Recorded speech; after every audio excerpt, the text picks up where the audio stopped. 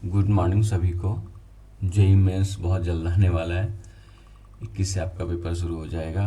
B take वालों के लिए 28 तक चलेगा। तो उम्मीद है अच्छा ही प्रिपरेशन हो रहा होगा। बहुत दिन से 12 वालों से बात भी नहीं हुआ। कुछ लोग आते हैं मिलने, बाकी लोग से तो बात नहीं हुआ। तो मान के चलते हैं कि प्रिपरेशन सही चल रहा होगा। और जैसा भी चल रहा है बहुत ज़्यादा लोड लेने का ज़रूरत नहीं है। इतना दिन 2 साल का जर्नी रहा है, इतना लंबा जर्नी है, तो ऐसा कोई लोड लेके नहीं पेपर देना है। जैसा भी आपका प्रिपरेशन चल रहा है, ये खास करके ये टॉपिक उनके लिए हम बता रहे हैं जिनका मार्क्स 100 से कम आ रहा है। 100 से ज़्यादा आ रहा है तो आप बहुत अच्छा कर रहे हो। 140, 150, 160, 120 प्लस भी आ रहा है तो ठीक कर रहे हो। कुछ टॉपिक और आप बस रिवीजन कंटिन्यू रखो, हो जाएगा आपका।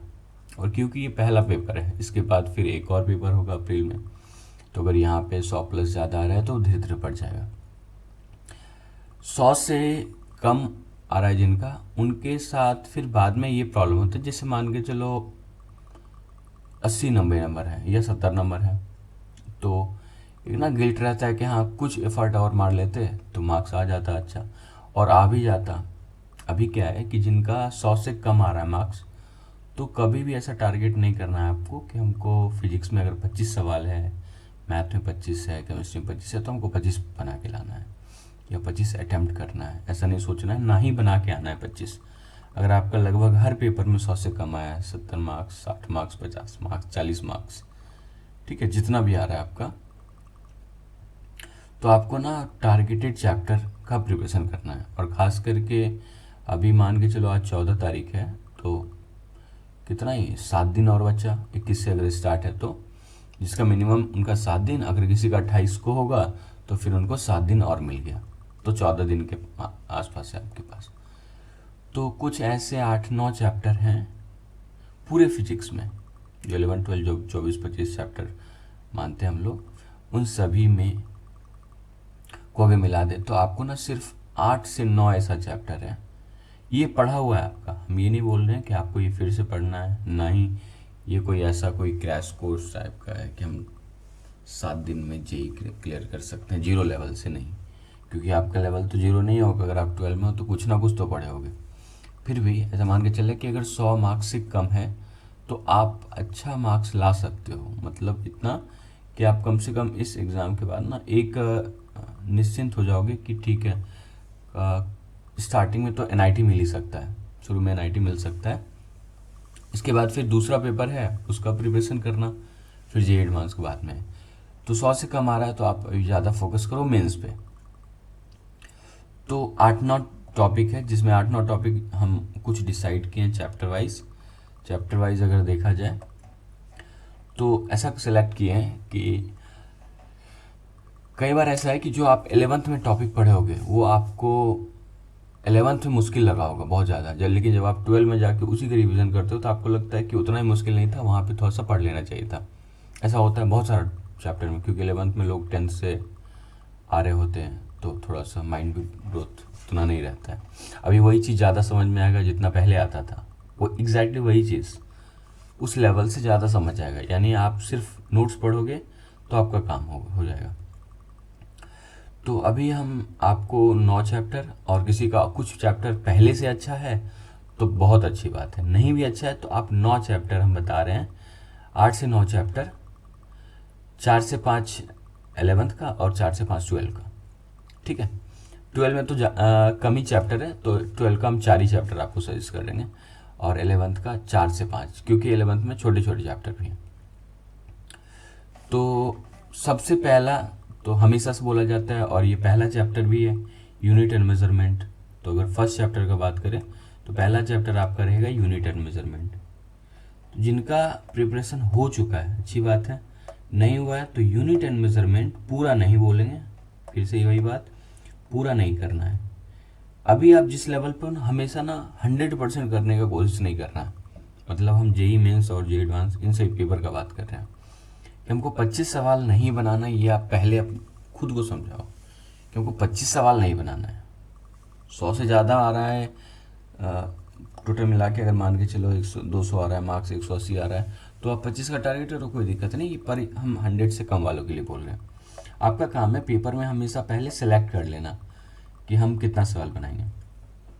हम सिर्फ आपको फिजिक्स का बता रहे हैं, मैथ और केमिस्ट्री का आप सर से कोऑर्डिनेट करके पूछ सकते हो। सिर्फ फिजिक्स का हम बता रहे हैं कि आपको सिर्फ 8 से 9 चैप्टर हम बता रहे हैं, उतना का प्रिपरेशन आप कर लो, जिसमें से पहला चैप्टर आता है यूनिट एंड मेजरमेंट, और हम इसका कुछ टॉपिक भी बता देंगे कि कौन सा टॉपिक आपको कर लेना है।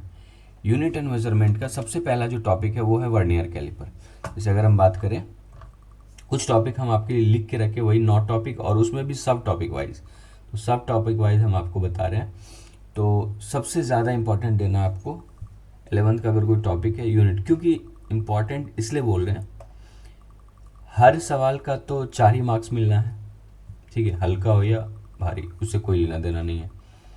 तो आपका प्लानिंग ये होना चाहिए कि जब हम यूनिट एंड मेजरमेंट का प्रिपरेशन करें, उसमें 2 चीज़ तो आपको करना ही है। सबसे पहला वर्नियर कैलिपर। अच्छा, वर्नियर कैलिपर को किसी से कोई लेना देना नहीं है, कोई मैकेनिक्स, कोई इंटीग्रेशन, डिफरेंशिएशन ऐसे तो और लगाना है नहीं। तो आप क्या करना, सिर्फ वर्नियर कैलिपर का मेजरमेंट लेना कि हम मेजर कर सकते हैं, ज़ीरो एरर, ये सब रीडिंग निकालना सीख लेना। वर्नियर कैलिपर को अच्छे से सीख लेना है, कहीं से आप सीख सकते हो। अगर आपके पास, हम तो बोलेंगे अगर आपके पास नोट्स है, जिस भी सर का नोट्स है, तो आप उस नोट्स को पढ़ो। आप रीडिंग बस आपको निकालने आना चाहिए। नहीं, अगर आपके पास नोट्स से ख़राब हो गया तो आप कहीं से शॉर्ट छोटा सा वीडियो, कोई 5 मिनट का, 7 मिनट का रीडिंग का, सिर्फ रीडिंग का आप एक बार देख लेना, और ज़ीरो एरर का वीडियो देख लेना, ताकि हम, ज़ीरो एरर का मतलब है कि कोई ख़राब वर्नियर से हम कैसे उसमें रीडिंग ले सकते हैं, कितना एरर है वो। तो पहला वर्नियर कैलिपर और दूसरा स्क्रू गॉज, ये दोनों एक साथ ही आपको पढ़ाया गया होगा, और जो पढ़ाने वक्त भी बोला गया होगा ये बहुत ज़्यादा इंपॉर्टेंट है, क्योंकि आप समझ लो इन दोनों से लगभग हर ईयर एक सवाल आता है, और यूनिट एंड मेजरमेंट से तो एक सवाल फिक्स है, एक सवाल हमेशा से फिक्स है। अब कभी कभी ऐसा करते हैं कि जैसे मान के चलो वर्नियर कैलिपर, स्क्रू गॉज तो ठीक है, अगर आपका मन हो ये दोनों के अलावा, अगर आपके पास टाइम मिलता है, तो आप एरर और सिग्निफिकेंट फिगर, एरर और सिग्निफिकेंट फिगर एक बार देख लेना। बस आपको एरर लिखने आना चाहिए, ठीक है। एरर अगर लिखने आता है तो आप समझ लो इजी सवाल बन जाएगा। हम मैक्सिमम चैप्टर में ना इजी सवाल ही आता है। आपको एक्सेप्शन होता है कि हम ये चैप्टर पढ़ के गए, इसका सवाल नहीं बना, तो हो सकता है उसी चैप्टर से टफ सवाल आया होगा, पर हर चैप्टर से टफ सवाल है ऐसा नहीं। और टफ सवाल का मतलब है आप जिस लेवल का प्रिपरेशन किए हो उससे थोड़ा ऊपर आ गया होगा, बस इतना ही मतलब है। तो सबसे ज़्यादा important vernier calliper 5 star, screw gauge इसमें 5 स्टार, और इसमें दे रहे हैं 3 स्टार। अगर ये दोनों हो जाए तो आप इसका भी प्रिपरेशन कर लेना। तो ये 3 अलग अलग इसमें टॉपिक वाइज हो गया, ठीक है, मतलब एक चैप्टर का 3 टॉपिक है। इसमें और भी कुछ है तो वो सब बहुत ज़्यादा करने का जरूरत। और यूनिट एंड डायमेंशन का प्रिपरेशन करने का कोई ज़रूरत नहीं है, क्योंकि आपको किसी चैप्टर का अगर फॉर्मूला याद है तो फॉर्मूला से तुम यूनिट एंड डायमेंशन निकाल ही सकते हैं। ये अगर आप बनाते हो तो आप समझ लो एक सवाल का प्रिपरेशन हो जाएगा। अगले चैप्टर पे आते हैं। सेकेंड चैप्टर कौन सा होना चाहिए, तो अगला चैप्टर आपका रहेगा, इसके बाद 3 चैप्टर हम आपको बताएंगे, और तीनों मैकेनिक्स में बताएंगे। मतलब मैकेनिक्स में पूरा मैकेनिक्स नहीं, बहुत बेसिक जिससे हर सवाल आता है और ईजी सवाल आता है। क्लास में कई बार हम सजेस्ट करते हैं कि और भी चैप्टर है, बिल्कुल, तो ये उनके लिए जो मिड लेवल के स्टूडेंट हैं। तो आपका काम है इसके बाद दूसरा चैप्टर काइनेमेटिक्स,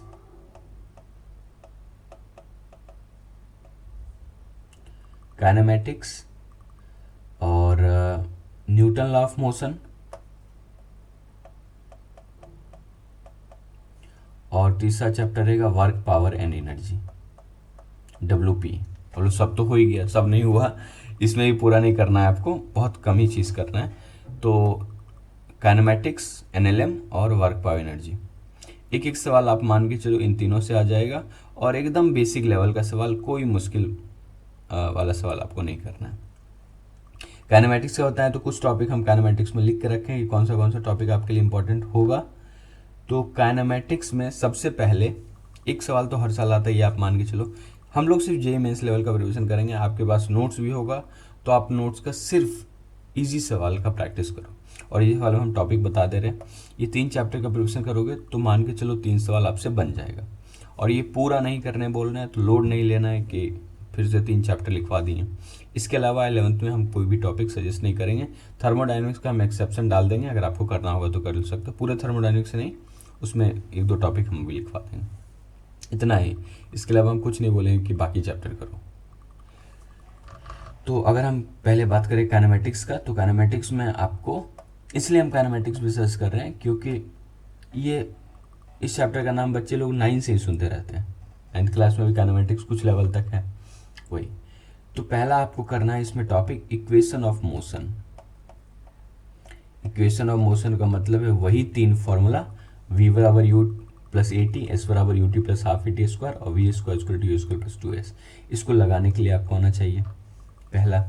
उसके बाद ग्राफ,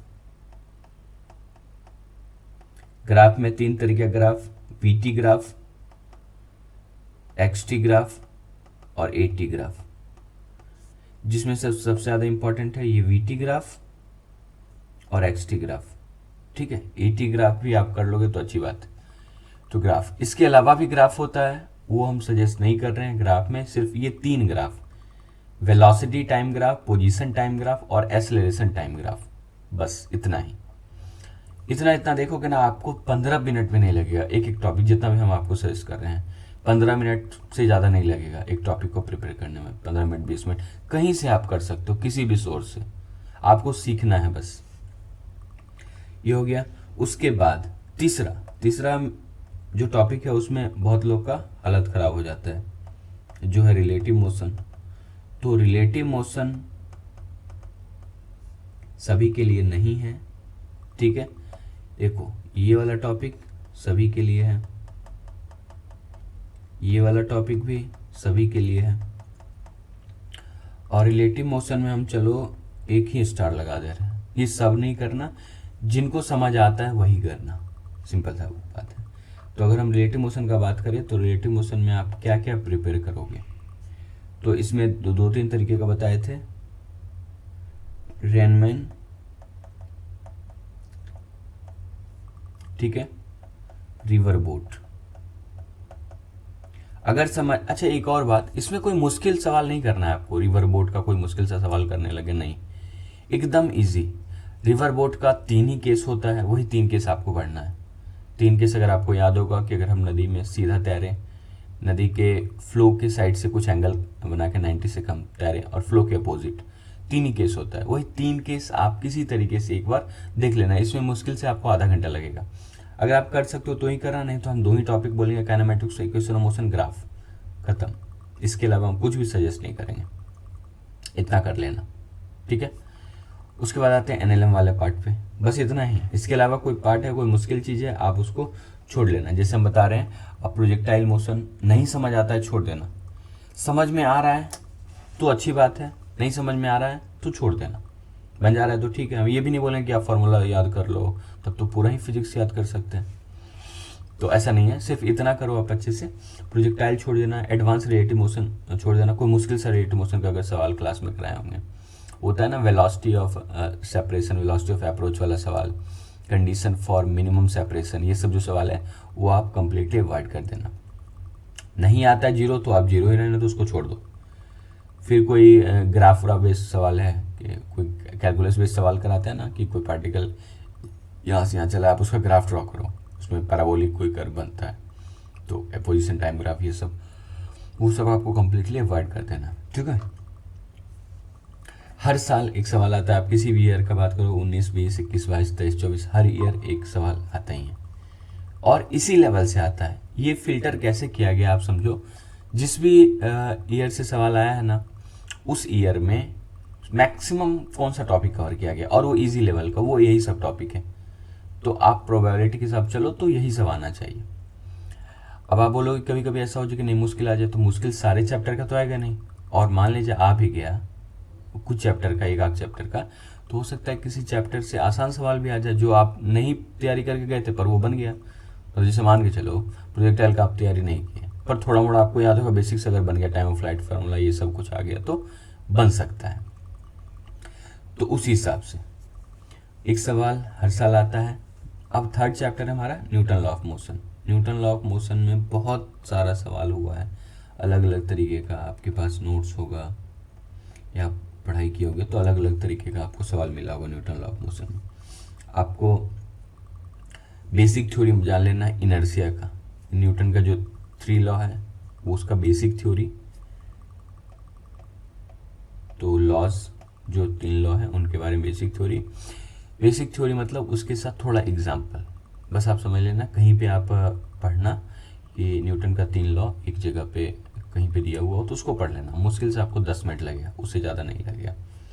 उसके बाद आते हैं F equal to M A based, यानी net force is equal to body का मास इंटू एक्सेलरेशन। इस पे बेस्ड अगर कोई सवाल है, एकदम बेसिक सवाल, यहाँ पे हम फ्रिक्शन की बात नहीं कर रहे हैं, बेसिक सवाल जो है उसको बना लेना। जैसे एक बॉडी पे 3-4 फोर्स लग रहा है तो हम उस पर नेट फोर्स निकालिए, बस ये कर लेना। और अगर हम तो मान के चलते हैं कि इतना हो ही सकता है, हम सारे फोर्स को ऐड करके मास इंटू एक्सेलरेशन कर दें, नहीं तो कुछ बेसिक कॉन्सेप्ट सीख लो। अगर आपका 40-50 नंबर भी आ रहा है तो आप इतना तो कर ही सकते हो, F equal to M A, ठीक है। हम ये नहीं बोलेंगे आपको कि कोई कॉम्प्लेक्स पुले वाला सवाल बनाओ, ये सब बिल्कुल ही नहीं बोलेंगे। उसके बाद ठीक है, न्यूटन का लॉ हो गया। फ्री बॉडी डायग्राम पे आते हैं, बेसिक फ्री बॉडी डायग्राम। वो जो सारे फोर्स को रिप्रेजेंट करते हैं ना, बस वही, वो बेसिक लेवल का आप कर लो, वही वेट। और बेसिक लेवल सारे फोर्स नहीं करना। देखो एक और बात, वो जो स्यूडो फोर्स वगैरह है ना, उसको आप टच भी मत करना, उसमें सभी को दिक्कत होता है। मतलब जो खास करके 100 से कम ला रहे हैं उनको दिक्कत मैक्सिमम लोग को हो ही रहा होगा।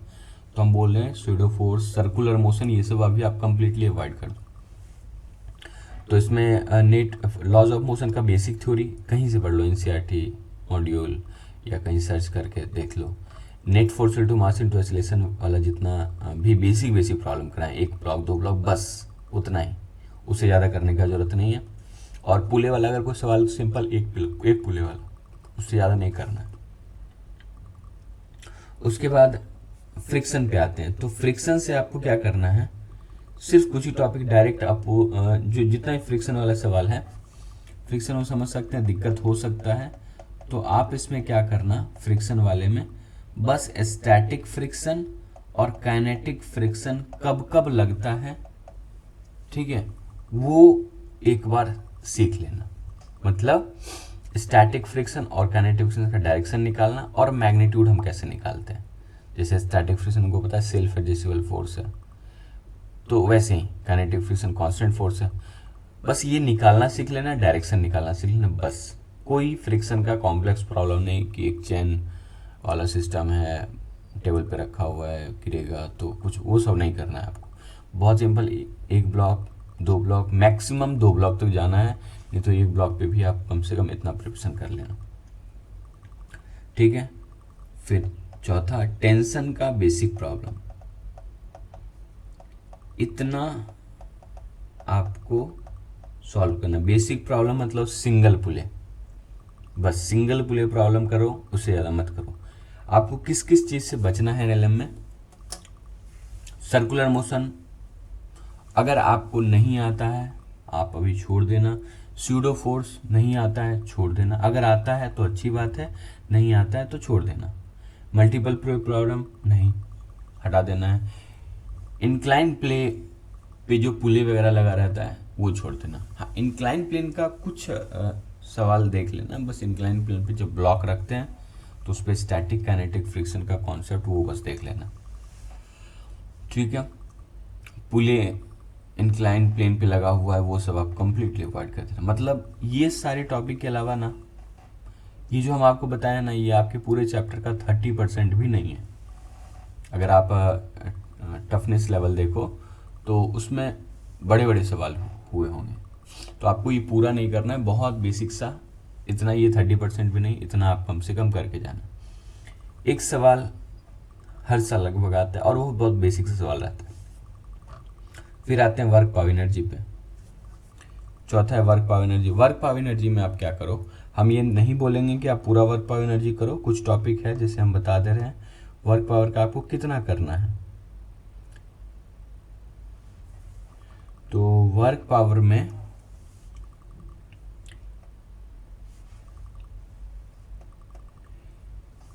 वर्क डन कैसे निकालते हैं। वर्क पावर थोड़ा इसलिए भी आसान है कि वेक्टर का बहुत कम यूज़ है इसमें, डॉट प्रोडक्ट यूज़ करते हैं, डॉट प्रोडक्ट बहुत आसान है।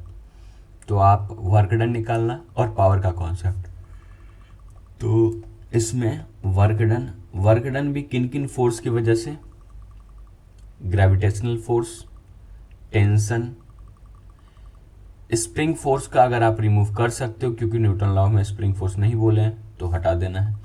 तो work done by gravitational force, work done by normal, work done by tension, बस इतना। Work done by gravitational force, work done by normal और वर्क डन बाय टेंशन, ये तीनों कर लेना। और पावर का बेसिक सवाल जैसे F dot V D H by D T, ये सब होता है ना पावर का, जैसे लिखते हैं वो सब, ये D H by D T, basic सवाल आपको पावर का कर लेना है, बस इतना ही।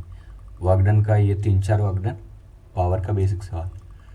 अगर आप फ्रिक्शन का पढ़ोगे स्टैटिक काइनेटिक, तो अगर फ्रिक्शन स्टैटिक काइनेटिक अगर आपको समझ आ जाता है तो work done by static friction, work done by kinetic friction भी आप निकाल सकते हो। बस इतना ही हम सजेस्ट करेंगे आपको 11th में। एक चैप्टर है जो इम्पॉर्टेंट है, उसे सवाल भी आता है लेकिन बहुत लोग का वो नहीं पढ़ा हुआ होगा, तो एक चौथा इसमें हम ऑप्शनल चैप्टर बता देते हैं, वो 4th नंबर में रखेंगे। ये आपके लिए ऑप्शनल है। ऑप्शनल इसलिए क्योंकि जिनको एकदम ज़ीरो लेवल का नॉलेज है उसका, तो वो इस चैप्टर को मत छूना। और अगर पहले से पढ़े हो 20-30% भी आता है तो कुछ टॉपिक आप देख लेना, जैसे थर्मोडायनेमिक्स, ये चैप्टर है थर्मोडायनेमिक्स यूनिट वाइज हम बोल रहे हैं। तो थर्मोडायनेमिक्स पूरे यूनिट में 3 चैप्टर आता है। थर्मल प्रॉपर्टी, एक तो टेम्परेचर है उसको हटाओ, वो तो चलो देख ही लेना, टेम्परेचर।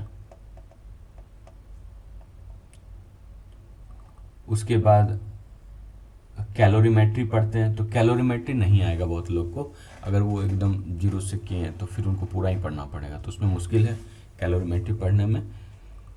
तो अगर जो पढ़ना ये उन्हीं के लिए है, टेम्परेचर, उसके बाद calorimetry, heat transfer, thermal expansion.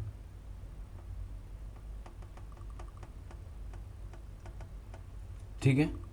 उसके बाद एक और टॉपिक रहता है KTG, kinetic theory of gases. Thermodynamics आप अगर केमिस्ट्री में पढ़े हो तो फिजिक्स में रहने देना, अगर नहीं पढ़े हो फिजिक्स में भी तो उसको हटा सकते हो, मतलब अभी के लिए। ये सिर्फ उनके लिए है जिनका थोड़ा सा पढ़ा हुआ है, सिर्फ थोड़ा सा रिवीजन करना पड़ेगा तो वो करना, वरना छोड़ देना। ये 5वें नंबर का चैप्टर था शायद, हाँ अच्छा 3-2 बार लिख दिए थे इधर, तो ये 4th नंबर हो गया, तो ये 5वें नंबर का हो गया। तो टोटल 5 चैप्टर हम इस 11th क्लास में सजेस्ट किए हैं। इसके बाद आते हैं 12 में, कि 12 में आपको क्या क्या करना है।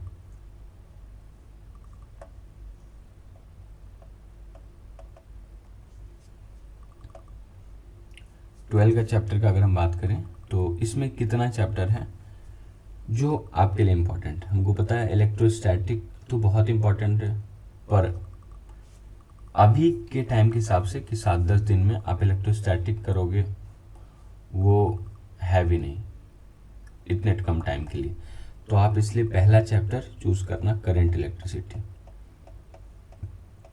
एकदम बेसिक सवाल।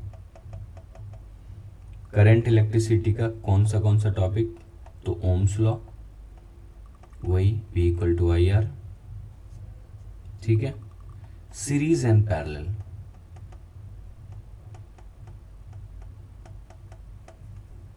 Kirchhoff law basic, KCL KVL, Kirchhoff current law, Kirchhoff voltage law,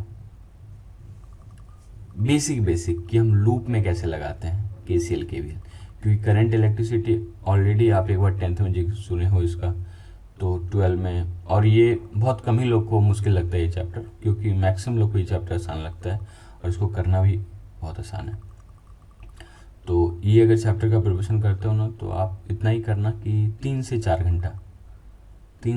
घंटा आपको इसमें देना है पूरे एक वीक में। मिनिमम एक वीक है, नहीं तो 15 दिन भी है, 14 दिन भी है आपके पास, तो 7 दिन से 14 दिन में जितना भी हो सके, तो 3 घंटा से 4 घंटा आपको इस चैप्टर में देना है। उसके बाद छोड़ देना, इसको रिवीजन भी नहीं करना है। आप एक बार सारे टॉपिक को देख लेना, उसके बाद रिवीजन भी करने का जरूरत नहीं है इसका। और पावर वाला, इलेक्ट्रिकल पावर,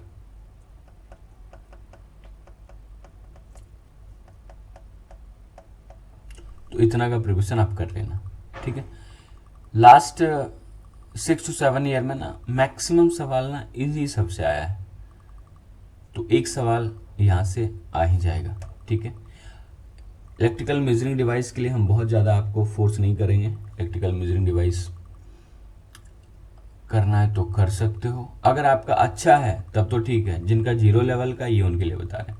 अगर कोई टॉपिक किसी का अच्छा है तो ऐसा नहीं कि उसको छोड़ के आ जाए, वो तो करना ही है आपको, लेकिन अगर 0 लेवल का है तो कम से कम इतना आप कर लो।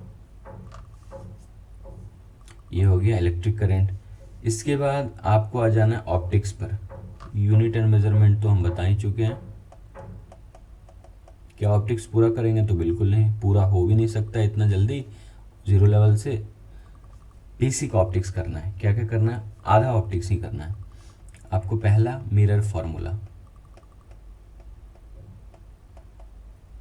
मिरर फार्मूला देखना, उसको लगाना सीखना। उससे पहले वो तो पता ही होगा, प्रिंसिपल एक्सिस, फोकस, ये सब, ठीक है। प्रिंसिपल एक्सिस ड्रॉ करना, फोकस, रे डायग्राम।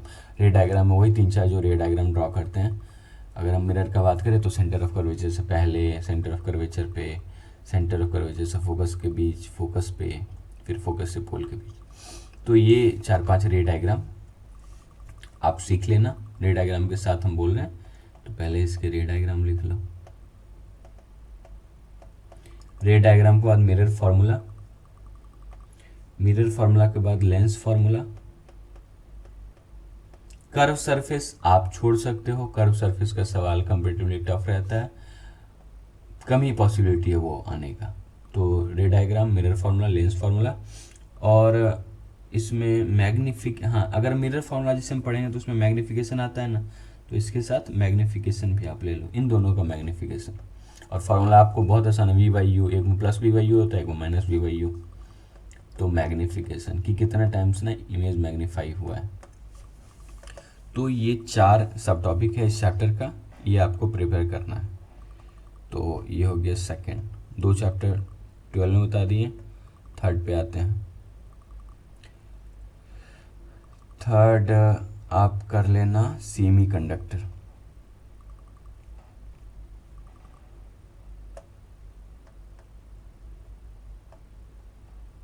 और मॉडर्न फिजिक्स।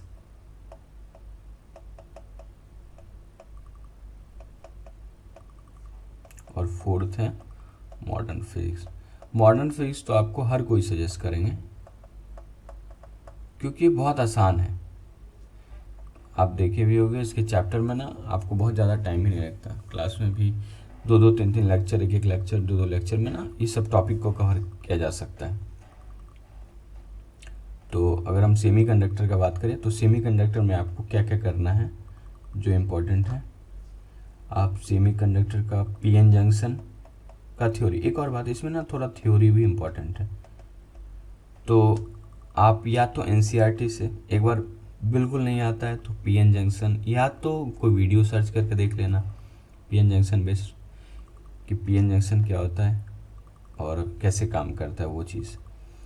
उसके बाद जेनर डायोड वाला जो प्रॉब्लम है वो। उसके बाद फिर लॉजिक गेट।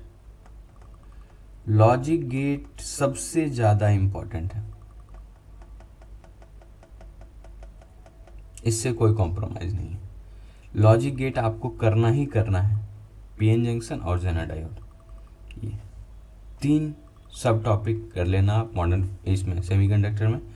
और मॉडर्न फिजिक्स का बात करें तो मॉडर्न फिजिक्स में उसमें तो क्या है कि हमको नहीं लगता उसमें कुछ कॉम्प्रोमाइज़ करना चाहिए, पर अगर फिर भी हम टॉपिक का बात करें तो कुछ टॉपिक इसमें हम सजेस्ट कर सकते हैं। फोटो इलेक्ट्रिक इफेक्ट, एक तो ये हो गया फोटो इलेक्ट्रिक इफेक्ट। फिर अगर वोर एटॉमिक रेडियस वाला जो सवाल करते हैं उसमें एनर्जी निकालते हैं, तो जो वोर का एटॉमिक मॉडल है ना वो वाला, ये इसीलिए भी कि अगर आप केमिस्ट्री पढ़े होगे, केमिस्ट्री में स्ट्रक्चर ऑफ एटम, तो ये आपको ज़्यादा पढ़ने का जरूरत नहीं पड़ेगा, इवन उतना ही है। वही काइनेटिक एनर्जी, पोटेंशियल एनर्जी, इन सभी का रेशियो, वैल्यू, रेडियस और वेलोसिटी किसी पार्टिकुलर ऑर्बिटल में कितना होता है, ये सब चीज़। तो वोर मॉडल के बारे में पढ़ लेना। डी ब्रॉली वेवलेंथ, ये तो बहुत आसान आपको लगेगा अगर आप पढ़ोगे तो। D Broly wavelength. Nuclear physics, nuclear physics में हाफ लाइफ, यही सब उसमें निकालते हैं ना, हाफ लाइफ या जो लॉ ऑफ डिके का इक्वेशन है वो, बस छोटा सा इतना आप करो। और सेमीकंडक्टर तो हम बता ही दिए, बस इतना ही सा आप भरोसा रखो और इतना ही चैप्टर करो। इसमें थोड़ा हमको सिलेक्ट करने में प्रीवियस ईयर का डेटा ही हम यूज़ किए हैं कि लास्ट 6 to 7 ईयर में क्या ट्रेंड रहा है, क्योंकि पहले का ट्रेंड अलग था ये जेई मेंस का, अभी का ट्रेंड अलग है। हाँ, जो इम्पोर्टेंट टॉपिक पहले था वो अभी भी वही है कि वो सडन बदलाव नहीं आ जाए। मॉडर्न फिजिक्स पहले भी इम्पोर्टेंट था, लॉजिक गेट से पहले भी सवाल आता था, अब भी आता है। तो उसी हिसाब से ना ये सारा टॉपिक बनाया गया है। तो 4 टॉपिक आपको 12 में और 4 टॉपिक 11th में, एक बोनस है ऑप्शनल आपका। ऑप्शनल 12 में भी हम दे सकते हैं, फिर 12 में चैप्टर ही कितना है, फिर इलेक्ट्रोस्टैटिक ऑप्शनल दे देंगे। एसी से कॉम्प्लेक्स प्रॉब्लम बन जाता है कभी कभी, हो सकता है दिक्कत हो आपको, इसलिए हम एसी सजेस्ट नहीं किए। इलेक्ट्रोस्टैटिक अगर आपका ठीक है तो कोई दिक्कत नहीं, उसको रहने दो, उसी को रिवीजन करो, जितना आपको पहले से आता है उसी को रिवीजन करो, कुछ नया नहीं पढ़ो आप। तो इलेक्ट्रोस्टैटिक उतना ही रहने दो और करंट का बेसिक बेसिक करो। अगर सारा आता है तब तो ठीक है, बहुत अच्छा बात है। जिनका 100 से कम आता है तो प्लीज़ इतने टॉपिक करके जाओ। मतलब लास्ट में ये गिल्ट रह जाता है ना कि थोड़ा और एफर्ट डालते तो मार्क्स आ जाता, कुछ मार्क्स और आ जाता, 20-30 नंबर तो काम हो जाता। तो वो अटकना नहीं है वहाँ पे, वो जो गैप है ना वो नहीं रहना चाहिए, क्योंकि वो ना गिल्ट रहता है हमेशा के लिए। देखो कोई 0 नंबर ला रहा है और कोई 150 to 200 इनसे प्लस आ रहा है, 250 300, ठीक है। तो किनको गिल्ट रहता है? 150 प्लस भी जो लाएंगे ना उनको गिल्ट नहीं रहेगा, ठीक, उनको ये लगेगा कि हम और अच्छा कर सकते थे, 200 220 240 ला सकते थे। जो 10-20 नंबर लाएंगे उनको भी गिल्ट नहीं रहेगा, अरे 10-20 नंबर भी आ गया। लेकिन गिल्ट उनको रहता है 70 80 90 100, इन सभी को जो लाते हैं ना ये मार्क्स, तो उनको गिल्ट रहता है कि कुछ और मार्क्स आ जाता है तो ठीक रहता है। और फिर बाद में ये भी आपको महसूस होगा कि कुछ और मार्क्स लाना बहुत मुश्किल नहीं था, लाया जा सकता था। ठीक है, तो बस इतने का प्रिपरेशन करो। बाकी मेरी तरफ से बेस्ट ऑफ लक। अगर कुछ टॉपिक हुआ तो हम देखते हैं कि अगर करा पाए तो हम कुछ वीडियो और हम डाल देंगे, लेकिन मेरे तरफ से यही रहेगा कि आप अच्छे से प्रिपरेशन करो और जेई 4 के आओ 2026। ठीक है, आपका 21 तारीख से पेपर स्टार्ट है, 28 जैन तक चलेगा, और बी आर वाले के लिए 29 तक भी है, लेकिन आपको यही 7-8 दिन का पेपर है, आप अच्छे से दो। और कोई डिमोटिवेशन नहीं आना चाहिए, अच्छे से पेपर दो, हम ट्राई कर रहे हैं। ये भी एक वक्त है, चला जाएगा, है कि नहीं? तो बस प्रिपरेशन करो ठीक है, फिर गुड बाय, थैंक यू।